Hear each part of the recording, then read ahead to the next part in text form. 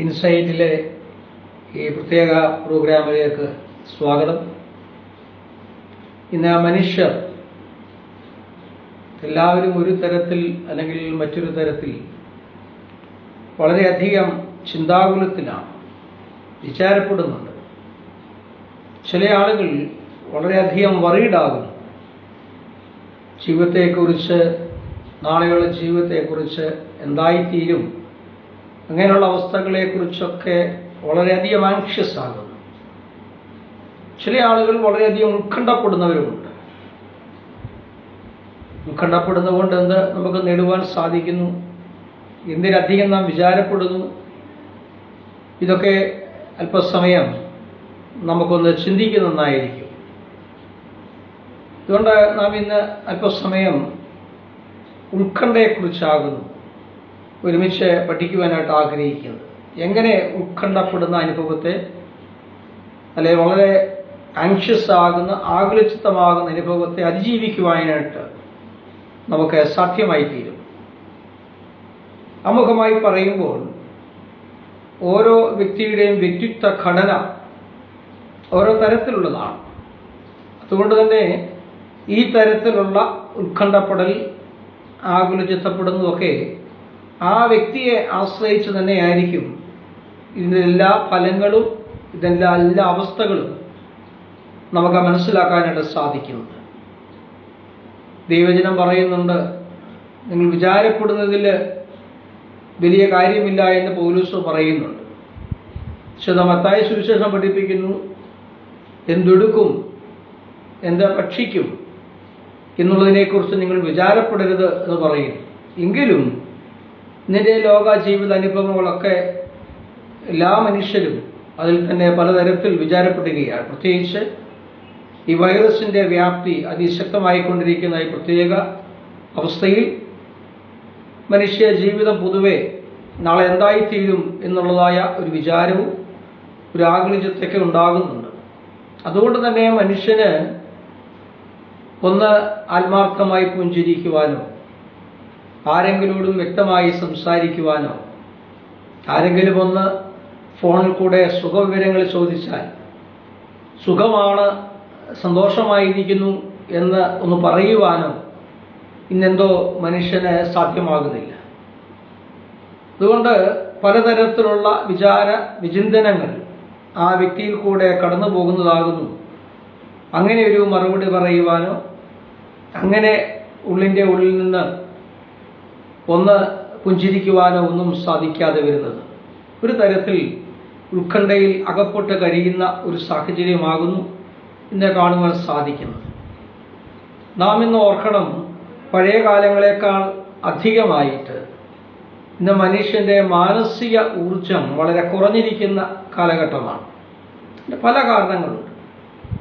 ആ മാനസിക ഊർജത്തിൻ്റെ അനുഭവങ്ങൾ പഴയ കാലഘട്ടങ്ങളാണെങ്കിൽ നമ്മുടെ പഴയ തലമുറകൾ വളരെ ശക്തമായിട്ട് അവരുടെ ജീവിതത്തെ സ്വാധീനപ്പെടുത്തിയതാണ്. എന്നാൽ ഇന്ന് ആധുനികതയിൽ ഒത്തിരി പുരോഗതികൾ നമ്മൾ കാണുന്നുണ്ട്, അനുഭവിക്കുന്നുണ്ടെങ്കിലും മനുഷ്യൻ്റെ മാനസിക ഊർജം വളരെ കുറവാണ്.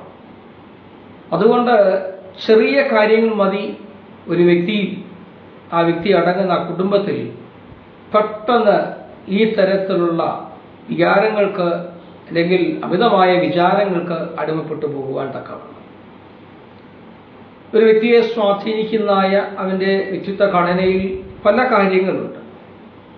അതിൽ പ്രധാനമായിട്ട് 3-4 കാര്യങ്ങൾ പറയുകയാണെങ്കിൽ, ആ വ്യക്തി ജനിച്ചു വീണതായ ഒരു സാഹചര്യം, അവൻ്റെ ഫാമിലി എൻവയൺമെൻറ്റ്, കുടുംബ പശ്ചാത്തലം ആ വ്യക്തിത്വ വളർച്ചയുടെ ഘടനയിൽ വളരെ സ്വാധീനപ്പെടുത്തുന്നുണ്ട്. മാതാപിതാക്കളുമായുള്ള ആ വളർച്ചയുടെ കാലഘട്ടങ്ങളിലുള്ള ബന്ധങ്ങൾ, മുതിർന്ന തലമുറയുമായിട്ടുള്ള ബന്ധങ്ങൾ, സിബിലിങ്സ് കൂടെയുള്ള സഹോദരി സഹോദരന്മായിട്ടുള്ള ഇടപെടലുകൾ, ഇതൊക്കെ ഒത്തിരി ആ വ്യക്തിയെ രൂപീകൃതമാകുന്നതിൽ ഒത്തിരി സ്വാധീനിക്കുന്നുണ്ട്.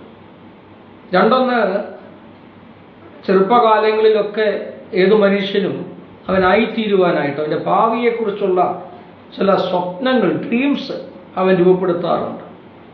ചൈൽഡ്ഹുഡ് ഇൻക്ലിനേഷൻസ്, അഭിലാഷങ്ങൾ രൂപപ്പെടുന്നതായ ഒരു പ്രായവും ഒരു ജീവിതഘട്ടവുമുണ്ട്.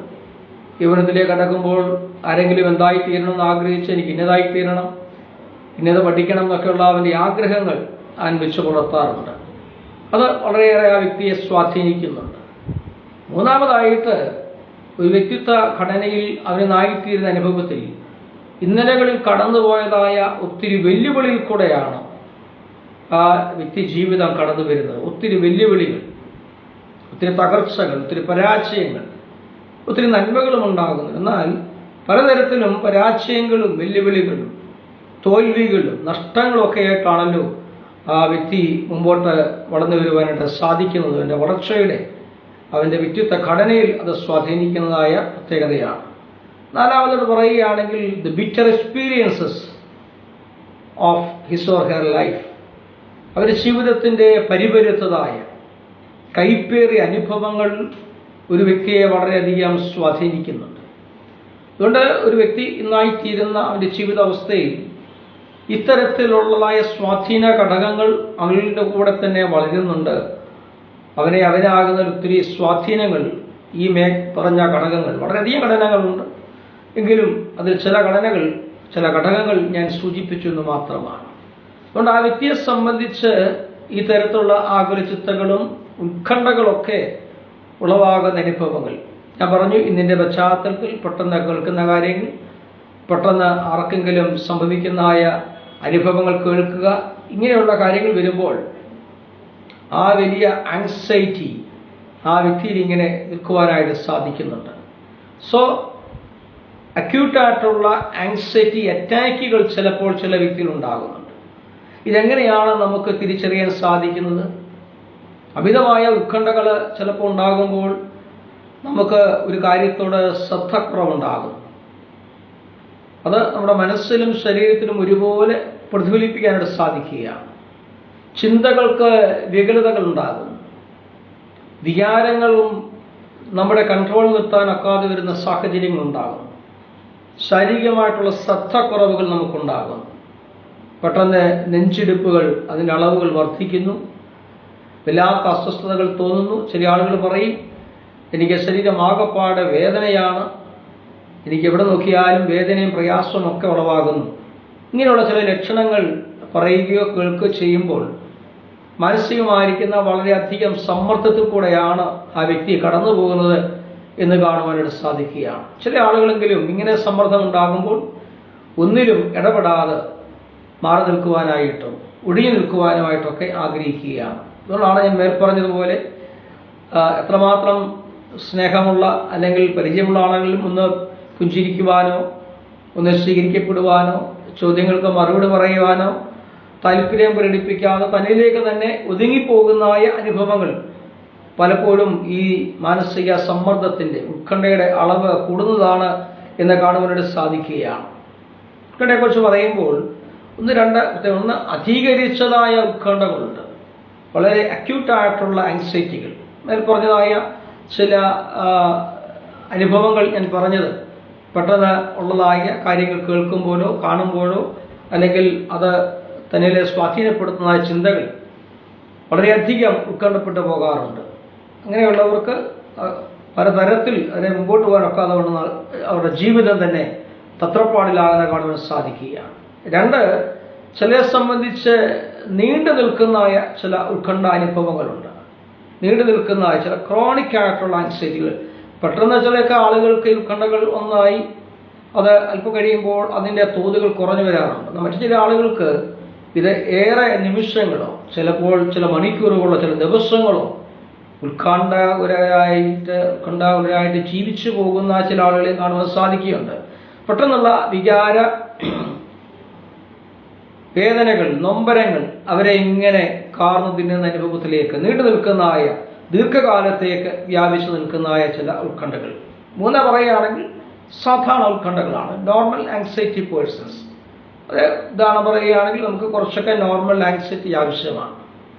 ഇപ്പോൾ തന്നെ ഈ കോവിഡിൻ്റെയൊക്കെ മധ്യത്തിലാണല്ലോ 10th 12th കുഞ്ഞുങ്ങൾ എക്സാം എഴുതുന്നത്. ഒരു തരത്തിൽ കുറേയൊക്കെ ആങ്സൈറ്റി അവർക്കുണ്ടാകാം.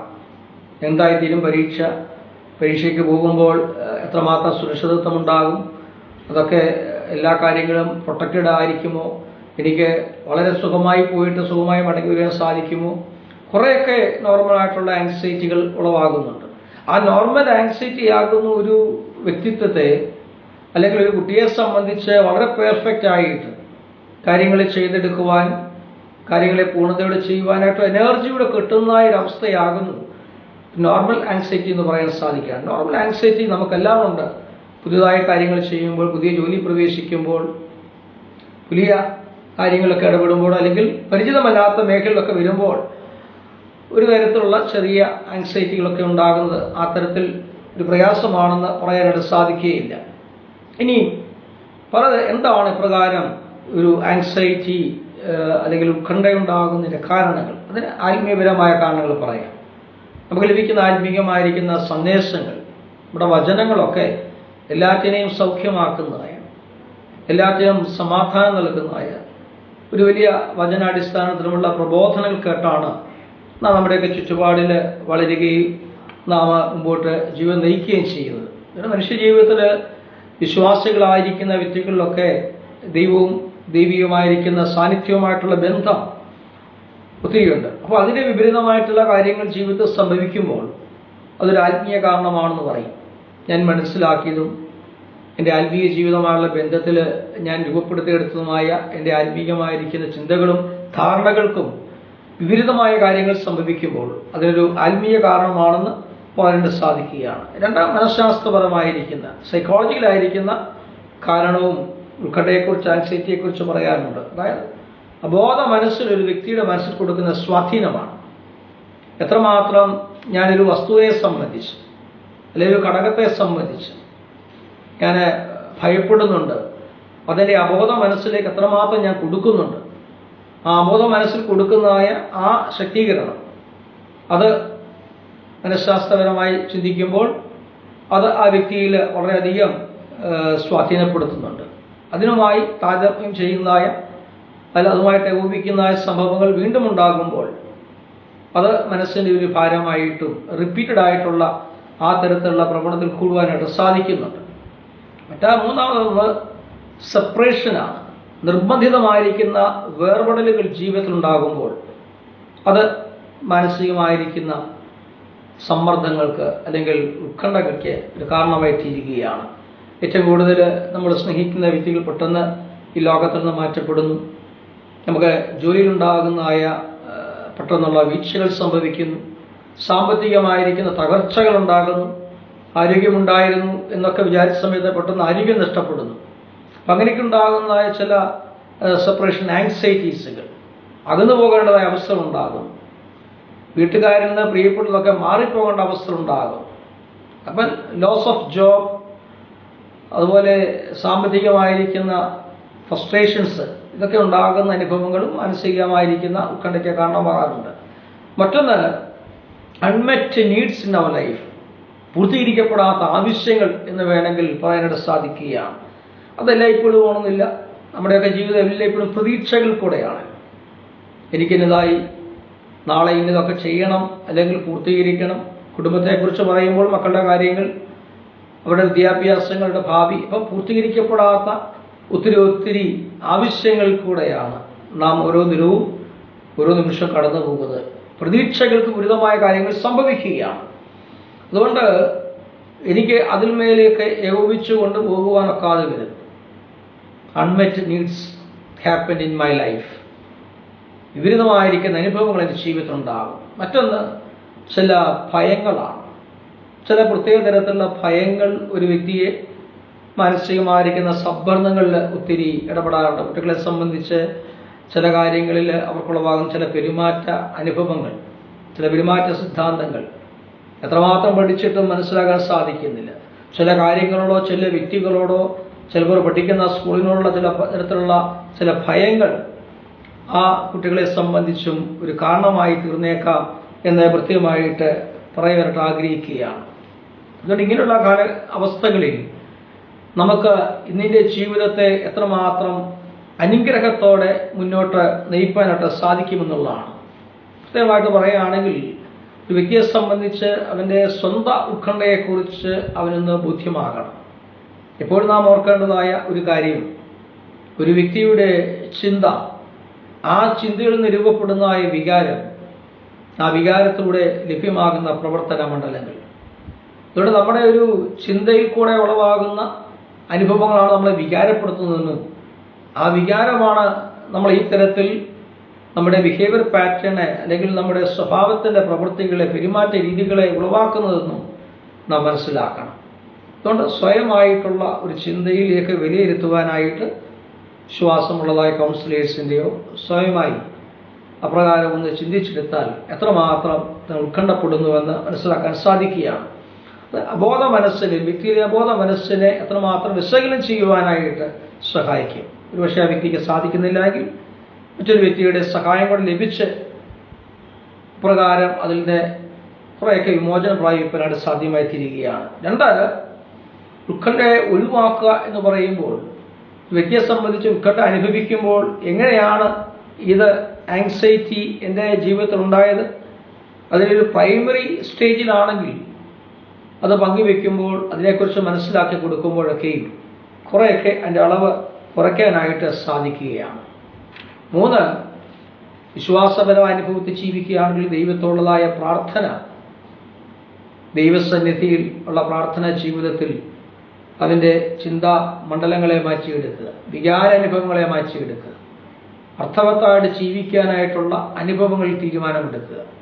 അതുകൊണ്ട് ആ തരത്തിൽ ആത്മീയപരമായിരിക്കുന്ന അനുഭവങ്ങളും ഉത്കണ്ഠയിൽ നിന്ന് വിമോചനം പ്രാപിക്കാൻ സാധിക്കുകയാണ്. ഞാൻ ഇപ്പോൾ ജീവിക്കുന്ന എൻ്റെ അവസ്ഥയിൽ അതിനെയൊക്കെ നേരിടുവാനായിട്ടുള്ള ത്രാണി ദൈവം എനിക്ക് നൽകിയിട്ടുണ്ടെന്നും അതുകൊണ്ട് എന്നിൽ അടങ്ങിയിരിക്കുന്ന വലിയ അനുഗ്രഹത്തിൻ്റെ താലന്തുകൾ കൊണ്ട്, കഴിവുകൾ കൊണ്ട് ഞാൻ ഈ അവസ്ഥകളെ ഭേദിച്ച് മുന്നേറും, ദൈവം എന്നോടൊപ്പം ഉണ്ട് എന്നുള്ള ആ വിചാരത്തിലും ചിന്തകളിലും വിശ്വാസത്തിലും ജീവിതത്തെ മുന്നേറുവാനായിട്ട് സാധിക്കണം. ഞാൻ പറഞ്ഞ ഒരു തരത്തിലുള്ള ഉത്കണ്ഠ നമ്മളെ സ്വാധീനിക്കുന്ന നല്ലതാണ്. കാര്യങ്ങൾ ചെയ്യുവാൻ, കാര്യങ്ങളെ വിലയിരുത്തുവാൻ, അതിൻ്റെ പൂർണ്ണതയുടെ അനുഭവത്തിൽ അത് ചെയ്തെടുക്കുവാനായിട്ട് നമുക്ക് സാധിക്കുന്നു എന്നുള്ളതാണ്. സ്വന്തമായിട്ട് പറയാൻ ശ്രമിക്കുന്നത് ആ വ്യക്തിത്വ ഘടന ഒന്ന് മനസ്സിലാക്കേണ്ടത് ആവശ്യമാണ്. എന്തുകൊണ്ട് ഒരുപക്ഷെ ചില പറയും ഞങ്ങളുടെ വീട്ടിൽ വേറെ ആർക്കും ഈ തരത്തിൽ ഉത്കണ്ഠപ്പെടേണ്ടതായ ആവശ്യം, എന്നാൽ ഈ ഒരു വ്യക്തിക്ക് മാത്രം, ഒരു മകനായിരിക്കാം, ചിലപ്പോൾ ഒരു മകളായിരിക്കാം. അതുകൊണ്ട് എല്ലാ വ്യക്തിക്കും ആ വ്യക്തിത്വത്തിലെ ഒരു ഘടനയുണ്ട് എന്നുള്ളതാണ്.